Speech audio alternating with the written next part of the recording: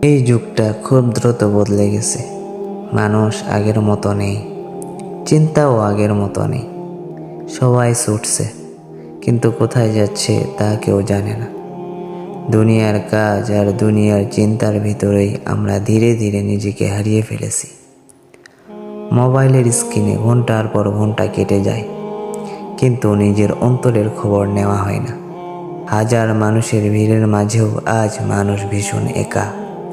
হাসি আছে কিন্তু শান্তি নেই, চারপাশে শব্দ আছে কিন্তু মনে অদৃশ্য এক শূন্যতা। আজান হয়, ডাক ভেসে আসে আকাশে, তবুও আমাদের পা এগোয় না। আমরা শুনি কিন্তু ফিরি না। কোরআন আমাদের ঘরেই আছে, তবুও জীবনের সিদ্ধান্তগুলো কোরআনের আলোতে নেওয়া হয় না।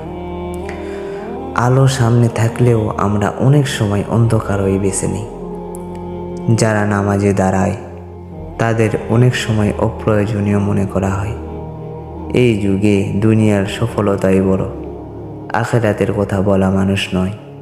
রাত নামলে সব শব্দ থেমে যায়, নীরবতার ভিতরে তখন বিবেক কথা বলে। মনে প্রশ্ন জাগে, আমি ঠিক পথে আছি তো? আজ যে দিনটা গেল সেটা কি আল্লাহর সন্তুষ্টির জন্য গেল? কেউ কেউ তখন থেমে যায়, নিজের জীবন নিয়ে ভাবতে বসে, ভুল ঠিকের হিসাব মেলাতে চেষ্টা করে। চোখে অশ্রু আসে, কিন্তু সেটা শুধুই আল্লাহ দেখেন। দিন শেষ হয়, সূর্য ডুবে যায়, ঠিক আমাদের জীবনের মতো।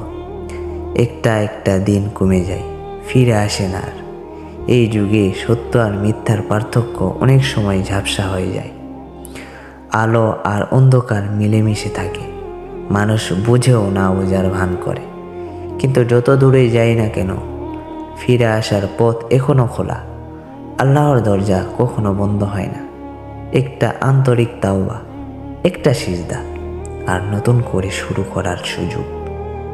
শেষ পর্যন্ত শান্তি একটাই, আল্লাহর দিকে ফিরে আসা, তাকওয়ার আলো আঁকড়ে ধরা।